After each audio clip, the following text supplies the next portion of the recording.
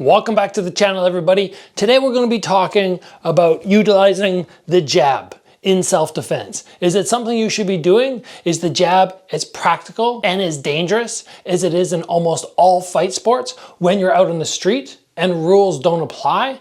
Let's talk about this today.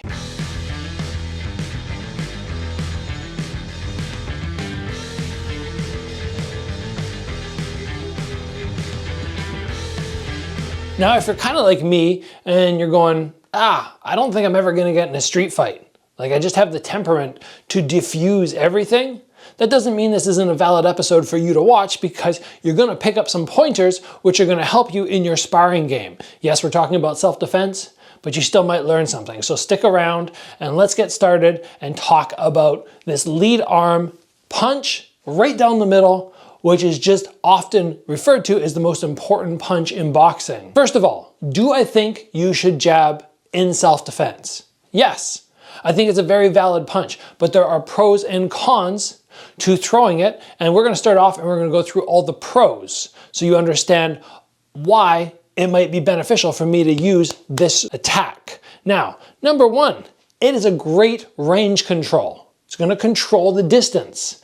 If somebody is just on the outside of this arm and you understand distance correctly, you know you could just be standing here with this arm primed and ready. If they step in, you're gonna be able to fire it out. It's also gonna be something that hopefully they recognize is dangerous, especially if you hold your hand like this hand slightly in front. They're gonna be eyeballing this one and they're gonna be going, I don't wanna step in. So range control, making sure the distance is at something you feel comfortable, is very important, and this jab will definitely help that. Point number two, this is gonna help set up the knockout shot, whatever that might be. You might come from the jab to the left hook, you might go down to the body.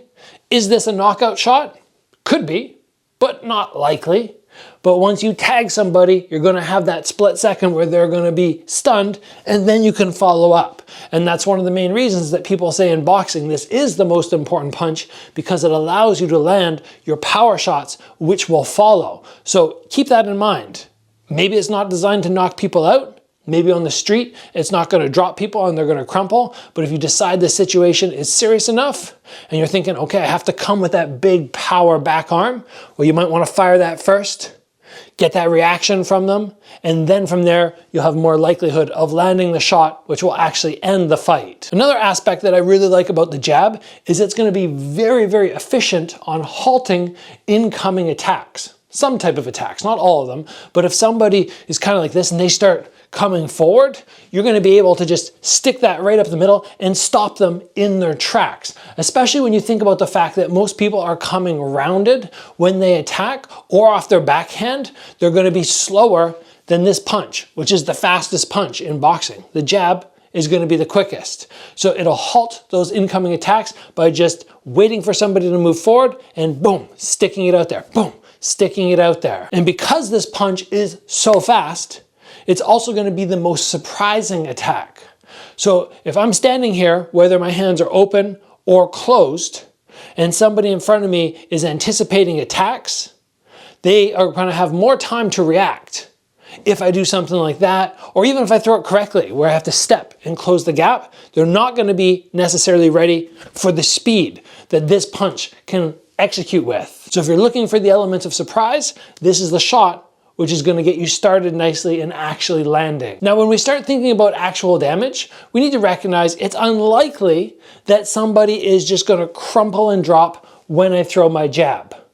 But if I put the attack at the right point, for instance, I go to the nose, which is going to be less likely to damage my fist as opposed to going to the forehead or the jaw.